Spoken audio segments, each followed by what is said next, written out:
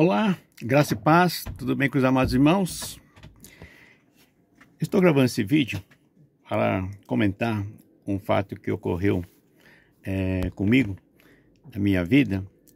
Um dia de manhã eu despertei com uma palavra no meu coração, na minha mente.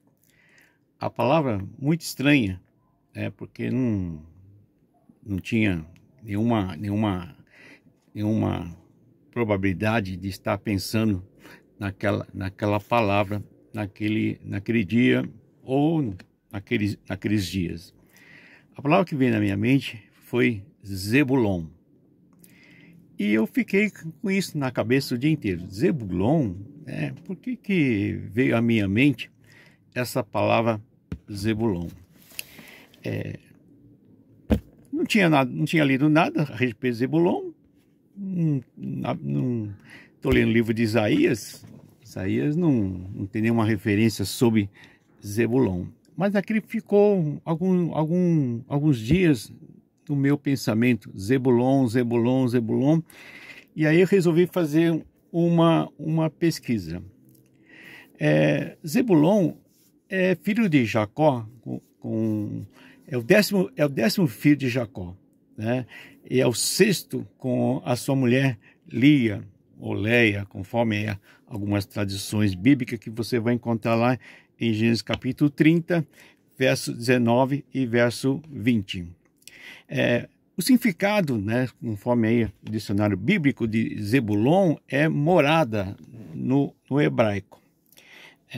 Lá no capítulo 30, versos 19 e 20, diz assim: Lia engravidou de novo e deu a Jacó o sexto filho.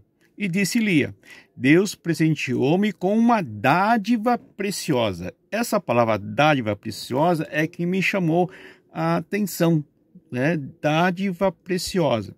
Agora meu marido me tratará melhor, afinal já lhe dei 6 filhos, por isso deu-lhe o nome de Zebulon. Então Zebulon veio no momento em que Lia estava lá, né, meio triste, meio chateada, né, porque Jacó dava mais atenção a Raquel do que a Lia. Então a vinda de Zebulon é para Lia uma dádiva preciosa. Mais adiante, lá em Gênesis capítulo 49, verso 13, nós vamos encontrar novamente, né, aquela situação em que Jacó reúne seus filhos e começa a abençoar um por um. E nós sabemos que os 12 filhos de Jacó têm uma tipologia, né? Cada um deles significa uma característica de um crente que hoje está na igreja. Foi assim que eu aprendi, foi assim que eu recebi essa orientação, né, dos pastores a qual foram meus mentores. Então, cada filho, né, Rubem, tem uma característica de um cristão dentro da igreja. E lá eu fui pesquisar qual foi a bênção de Jacó para Zebulon. E lá diz o seguinte: Zebulon habitará na praia dos mares e servirá de porto de navios, e o seu limite se estenderá até Sidão. O que eu aprendi, o significado aqui de Zebulon, é que ele vive na praia, né, dos mares, e que vai servir de porto.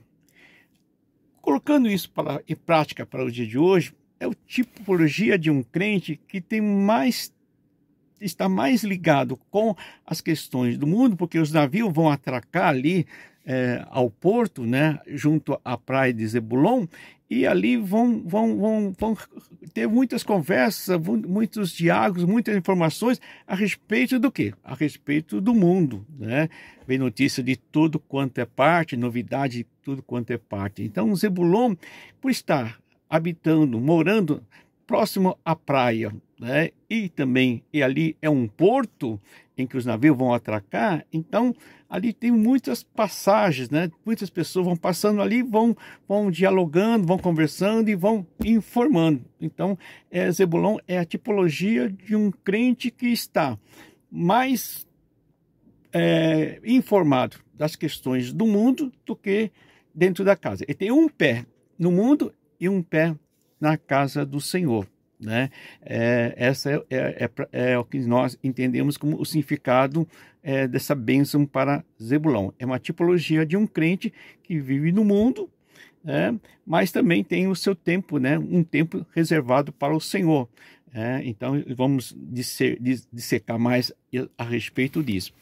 Uma outra passagem, né, que é muito interessante, da bênção sobre Zebulon, essa dádiva preciosa, está lá no livro de Deuteronômio, quando capítulo 33, quando Moisés começa também a abençoar o povo de Israel que está próximo a entrar na terra prometida. Lá no capítulo 33, deixa eu ver aqui qual é o versículo. Então, no versículo 18, veja só o que Moisés disse a respeito de Zebulon. Zebulon disse: alegra-te, Zebulon, nas tuas saídas marítimas, e tu, Issacar, nas tuas tendas. Os dois chamarão os povos ao monte e ali apresentarão ofertas legítimas, porque chuparão a abundância dos males e os tesouros escondidos da terra. Aqui tocou mais o meu coração aqui, né, nessa reflexão. Aqui há uma referência a Issacar. Issacar é um dos filhos também de Jacó, e a bênção que Jacó endereçou-se a Issacar, lá em Gênesis capítulo 49, verso 14, diz que Issacar, segundo a visão de Jacó, Issacar é jumento de fortes ossos, de repouso entre os rebanhos de ovelhas, né? É muito interessante essa descrição que Jacó faz de Issacar. Issacar é um jumento forte. Como é que colocamos? É uma palavra com potencial. Existem crentes dentro da igreja com grandes potenciais, né, de ser usado por Deus, de fazer a obra do Senhor, mas aqui diz que tem um probleminha. Ele é, vamos dizer assim, preguiçoso. Se ele encontrar um monte de feno, de palha, ali ele encontra um repouso. Então ele fica lá, descansa, né? Em vez de está cuidando dos rebanhos e das ovelhas, ele se deita no monte e repousa. Issacar é a tipologia de um crente que tem potenciais, mas por algum motivo, né? Não vou dizer que é por preguiça, né? Ou às vezes a pessoa tem um sentimento de não é para mim, eu não tenho capacidade para isso, e se deita no monte, vai à igreja, senta no monte ali, ouve a palavra, faz o que tem que fazer, oferta, dizima, mas não tem nenhuma atividade, não abraça nenhuma atividade, porque sempre vai encontrar desculpas para não realizá-las, né? Ele encontra um monte de palha e senta ali, descansa. Hoje seria, né, o belo sofá, não é? Aquele sofá gostoso, delicioso, cada vez mais macio. Agora tem aquela extensão para que você esticar a sua perna. É o que Issacar deseja e gosta, né? E uma coisa mais interessante, né? Quando Davi está para ser proclamado rei de Israel, há uma passagem lá em 1 Crônicas, lá no capítulo, deixa eu ver aqui, no capítulo 12, né? Então, ali, verso 23, fala dos números dos homens armados para a luta, para a peleja, que vieram até Davi, lá em Hebrom, e para lhe transferirem o reino de Saul, conforme a palavra do Senhor diz. E ali faz uma descrição muito interessante, novamente colocando junto Issacar e Zebulon. Moisés, ao abençoar, né, essas tribos, colocou ambos juntos, né, lado a lado, e proferiu uma bênção maravilhosa, né, que diz que vamos repetir aqui. Os dois, segundo Moisés, chamarão os povos ao monte. Esse monte aqui, nós que estamos dentro da casa do Senhor, somos estudamos, seminário, monte sempre está se referindo aonde? Ao monte do templo do Senhor, a casa do Senhor, né? Então os dois chamarão os povos para a casa do Senhor. São pessoas que têm, falam de Deus, falam do Senhor, mas tem alguns probleminha, né? Ali apresentaram as ofertas legítimas, apresentam a sua oferta e vão saborear, aqui para chuparão, né? O termo aqui da revista atualizada é chuparão a abundância do mar, isto é, vão saquear o mundo, vão receber muitas bênçãos do mundo, muita prosperidade que vai vir do mundo, que eu acredito que seja por causa dos seus trabalhos, dos seus conhecimentos, da sua expertise, né, no campo profissional, vão oferir muitas bênçãos, e os tesouros escondidos na terra. O Senhor fala sobre esse tesouro escondido na terra, que Ciro, né, um rei da Pérsia, uma profecia de que ele vai saciar-se dos tesouros ocultos, né? Tesouros que o Senhor tem espalhado pelo mundo todo aí, que para o mundo está oculto, mas eu creio que para nós, que temos a revelação do Espírito Santo, ela não está oculto, mas só que falta alguma coisa para que nós possamos possuir esse tesouro que o Senhor diz aqui na Bíblia que está oculto. Está oculto para o ímpio, mas para nós, crentes, não. Então, por isso que a promessa, a abundância, a prosperidade é para a igreja, mas só que a igreja não consegue alcançar essas bênçãos porque são Zebulons ou são Issacar. O Zebulon, né, é uma característica do crente na igreja dos tempos do século XXI, do tempo de hoje, que eu vejo aqui. Nós temos mais tempo hoje por causa dos compromissos que nós temos com o mundo, com a vida secular. Nós temos vários compromissos, não é verdade? Ao trabalho, nós temos que aí sanar as nossas dívidas, pagar aluguel, pagar prestações, escolas das crianças, muitos não estão em escolas estaduais, municipais, mas sim escola particular e escola particular grande. Então, existe um emaranhado de rede de que a pessoa vai se enroscando ali em dívidas, prestação aqui, prestação ali, e cada vez mais a mídia, né, o mundo secular, vão chegando informações de novas aquisições, como eletrodoméstico, iPhones da vida, iPads da vida, carro, casas. Não que isso seja errado, mas são tantas as informações que nós vamos sendo deliciando com aquilo. Nossos olhos, né, assim como foi a da Eva, vão querendo desejar essas coisas. Então nós temos muito mais tempo, né, como os zebulonitas no dia do século XXI, com as coisas do mundo. Qual é o tempo que nós temos com o Senhor, que o Zebulon tem com o tempo do Senhor? Talvez seja algum culto semanal que você frequenta, porque o pastor assim lhe convoca, e o culto de domingo. Então o culto semanal é 1h30, o domingo 1 hora, 2 horas. Então veja só quantas horas nós ficamos ali. E nesse período, né, de semana, aí, de 7 dias, qual é o momento que nós temos de dedicarmos à leitura da palavra de Deus, à oração, se estamos tão ocupados com as coisas do mundo? Porque nós precisamos das coisas do mundo. Se você não tiver as coisas do mundo, você vai estar passando fome, dificuldade, quem sabe até morando aí em favor na casa de alguém, do seu pai, da sua mãe, do seu sogro, ou embaixo da ponte, ou numa comunidade, né, onde as condições são terríveis, são muito chateadas.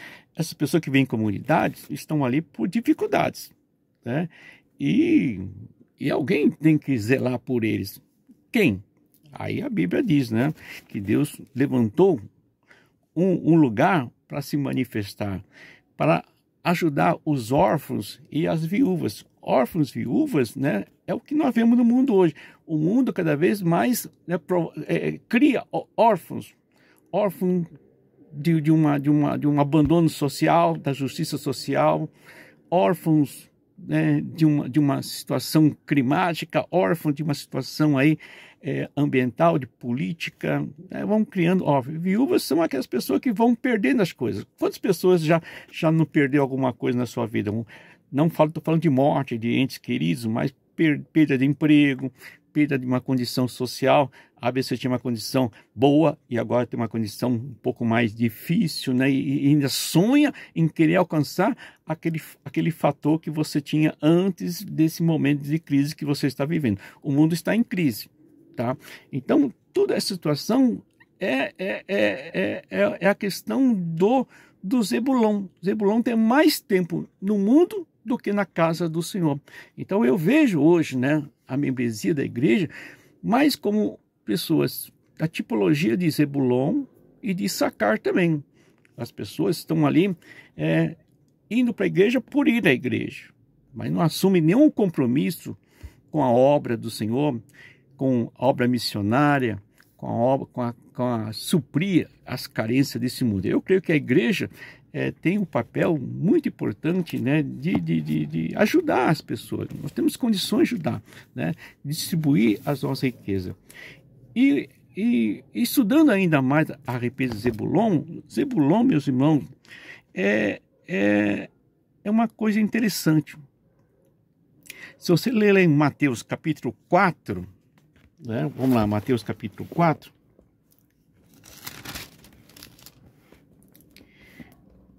a Bíblia diz aqui, capítulo 4, lá no verso 12 em diante, que Jesus, né, ouvindo, porém, Jesus que João fora preso, retirou-se para a Galiléia, deixando Nazaré, e foi morar em Cafarnaum, situada à beira do mar, nos confins de Zebulon e Naphtali. Zebulon, meus irmãos, é aí que está a coisa mais importante que me chamou mais a atenção ainda.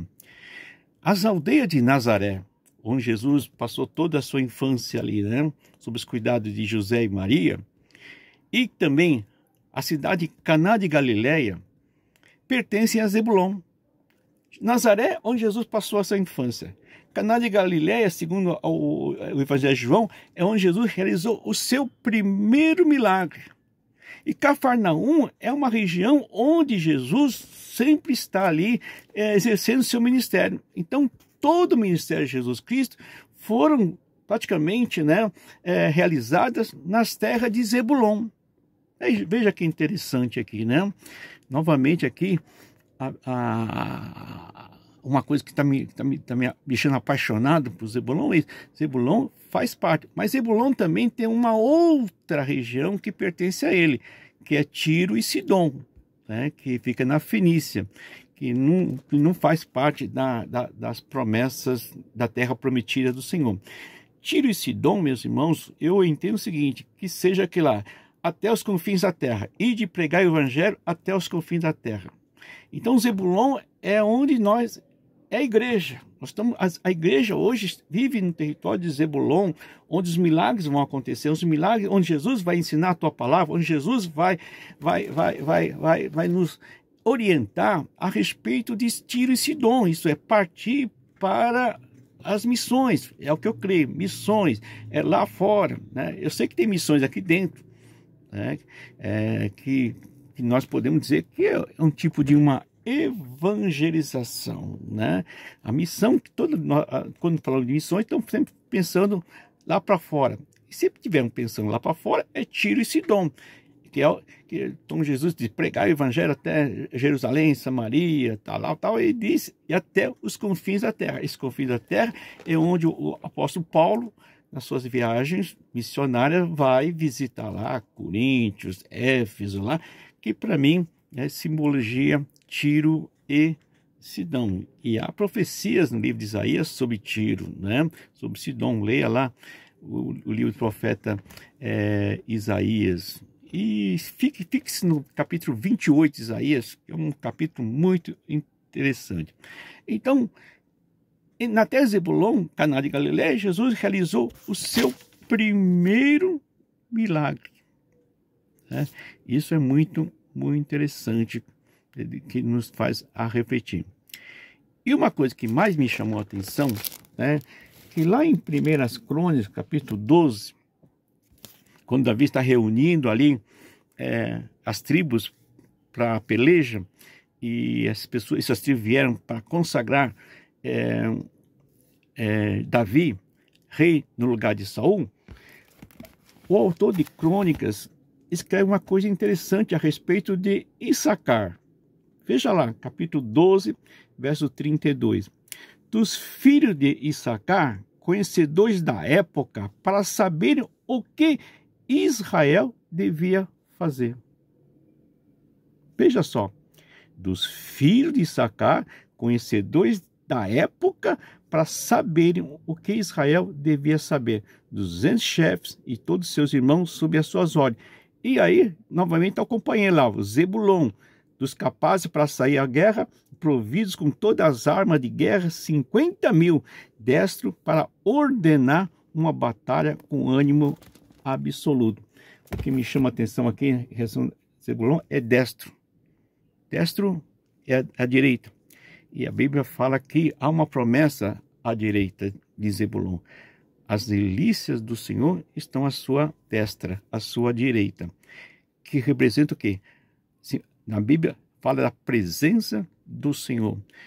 O Senhor está com nós, Zebulões, né? Presos às coisas do mundo, poucas atenção à casa do Senhor. O Senhor está conosco. É uma promessa para nós. Mas dentro da igreja de hoje, de Zebulon, de Naphtali, meus irmãos, na bênção de Jacó para seus filhos, Naphtali é tido como uma gazela feliz, uma gazela alegre. Gazela, meus irmãos, é uma tipologia de um animal que não pode ser assustado. Se você der um grito com a Naphtali, ele dá umas 5 cardíacas e morre. Sabe aqueles crentes assim, delicados, né? Vamos dizer, entre aspas, no sentido aqui, não de sexuais, mas um delicado no sentido de sensível, né? Se você vira a cara para ela, né? Se você esquecer de cumprimentá-la na igreja, você mata ela.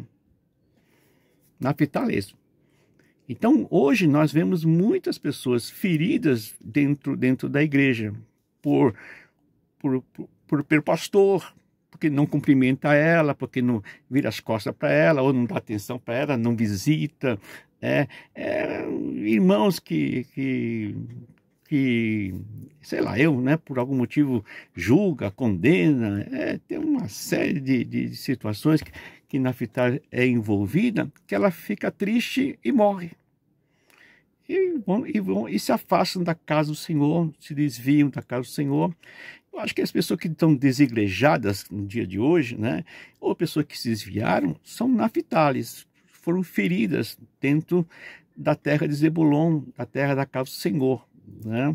Então, por nós, Zebulonitas, e por Issacaris, porque nós, os preguiçosos, não fazemos nada, nem vamos visitar esses Naphtalis que saem da igreja. A gente fala, olha, aquilo lá é mais fácil, né? Segundo as pessoas dizerem assim, né? Não é dos nossos. Mas será que Deus está feliz com essa palavra? Outro dia mesmo, né? Conversando com uma pessoa, né? Não sei porque estava chateado com alguma coisa aí, né? Ele disse que estava entregando a pessoa na mão do Senhor. E aquilo me chamou a atenção, né? Eu falei, perguntei para ele, mas por que você está querendo dizer assim, estou entregando essa pessoa, esse irmão ou irmã, nas mãos do Senhor? Ela contou um monte de coisa lá, né? Do seu sentimento em relação a ela, as suas mágoas, as suas decepções e assim por diante. Aí eu falei para ele, olha, você está fazendo uma coisa que já é bíblico. Eu falei, o que, pastor? Todos nós, justos ou não justos, ímpios, pecadores ou crentes, entre aspas, todos estão nas mãos do Senhor. Todos pertencem ao Senhor. Você está entregando uma coisa que já é do Senhor. Mas o que você deveria fazer, né? Como Paulo diz que nós somos uma nova criatura em Cristo e fomos chamados para a reconciliação, o que você devia é orar, não no sentido de entregar essas pessoas na mão do Senhor, mas sim orar por ele, interceder por ele. Às vezes a pessoa está cega, né? A Bíblia diz que o diabo, né, o Satanás dessa época, o Deus dessa cego, cega o entendimento das pessoas para não ver a glória do Senhor. Quem sabe essa pessoa, ao se decepcionou você, se fez alguma coisa que te machucou, é porque está cega. Então cabe a você o quê? Reconciliar. Não entregar na mão do Senhor, que já está na mão do Senhor. Você tem que repreender os principados de potestade, os dominadores. Não, a doutrina não é contra a carne, não é contra o sangue, mas sim contra essas potestades que estão aí no ar, repreendê-las, para que essa pessoa possa encontrar a paz e, quem sabe, né, você abraçá-la e trazê-la de volta para cá, Senhor. Quantas desigrejadas, quantas pessoas desviadas você conhece? Vá atrás. Agora, se você for um Issacar, um jumento forte e preguiçoso, porque está deitado num monte de palha aí, infelizmente. O que me chama a atenção para os dias de hoje, Zebulon é esse mundo que nós estamos vivendo aqui, né? Nós temos muitos Zebulon. Eu creio que são um Zebulon, porque às vezes eu fico muito preso às coisas do mundo aí, né? Quando às vezes um programa de televisão me chama a atenção, eu fico horas e horas na televisão e talvez não fique tantas horas orando como fico perdendo meu tempo ali naquele filme que está passando na televisão. O que me chama a atenção é que existe uma profecia aqui, lá em 1 Crônicas, capítulo 12, a respeito de Issacar. Viu, Issacar? É para você aqui, ó. Verso 32 do capítulo 1 Crônicas, capítulo 12. Dos filhos de Issacar, conhecedores da época, para saber o que Israel devia fazer. Veja só, Issacar é conhecedores da época, ele tem conhecimento da época, vamos dizer assim, hoje, linguagem hoje, tem discernimento das coisas que estão acontecendo hoje. Então, por ter discernimento, por ter conhecimento das coisas que estão acontecendo, aí eu digo no sentido espiritual, das coisas do Senhor, essa pessoa Issacar tem um conhecimento das coisas do Senhor, porque ele lê a Bíblia, estuda a Bíblia, então ele sabe o que Israel deve fazer, o que Israel deve agir. E eu creio que isso aqui é o ponto mais importante para nós hoje. Se nós estamos vivendo aqui a igreja dos últimos dias, Jesus está à porta, está voltando. Lembra que a parábola das 10 virgens, né? 5 prudentes, 5 imprudentes, que ficaram ali à porta, porque a porta fechou. Ali tem uma voz, a voz do arauto. Eis o noivo. As 5 prudentes entraram pela porta do Senhor. E as 5 prudentes ficaram perdidas, porque não tinha o azeite, e foram comprar o azeite, quando voltaram, a porta fechada. Agora,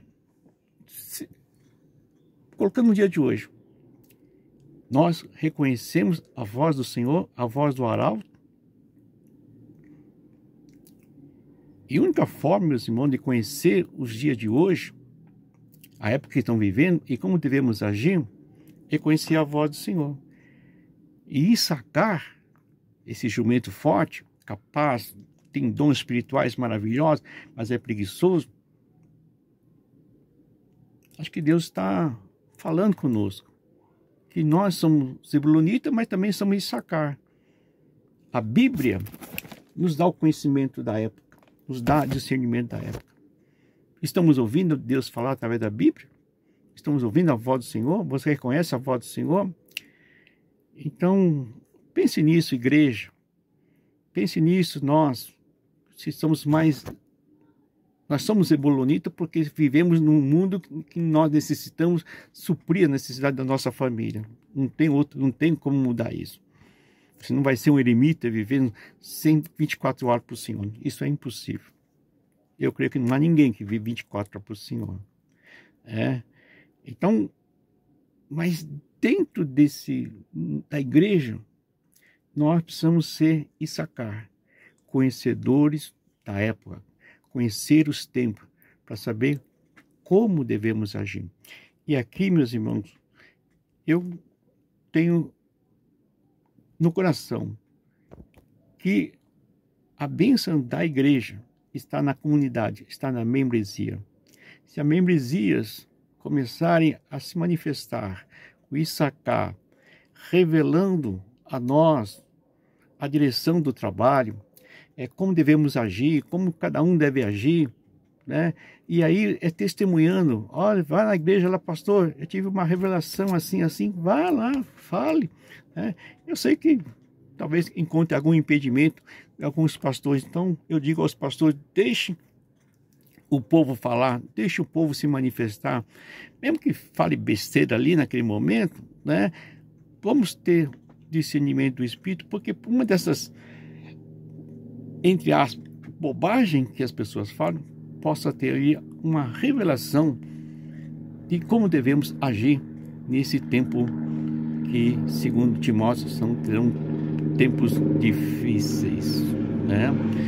Porque Jesus está vindo. A Bíblia fala lá em Isaías que o Senhor visitará a nós nas suas aflições. Pedro, em capítulo 4, fala que o julgamento começará pela casa de Deus. Começará por nós aqui. Entre nós temos, Deus sabe que nós somos ebolonitas, mas sabe que dentre nós tem ainda um Issacar que deseja servir ao Senhor, manifestar a glória do Senhor nesse mundo cheio de pecadores. Então a Bíblia fala, né, que nós podemos conhecer os tempos, discernir os dias que estamos vivendo e assim saber como nós devemos agir. E eu creio que aí, né, é a oração, né? A oração é o que nos faz aproximar-se de Deus, segundo a Bíblia, e começarmos a discernir, a ouvir a voz do arauto, porque um dia ele vai gritar, eis o noivo. Ok, irmãos? Deus abençoe, fique na paz. Por favor, nos ajude aqui nessa reflexão, dá aí do seu parecer, quem sabe você tem alguma revelação aí, de Issacar, e possa nos ajudar aqui a caminhar aqui dos caminhos que o Senhor já preparou. O Senhor já preparou o caminho. Agora precisamos saber se estamos no caminho correto. Ok, irmão? Porque a graça está sobre nossas vidas. Deus abençoe. Fique na paz do Senhor Jesus Cristo.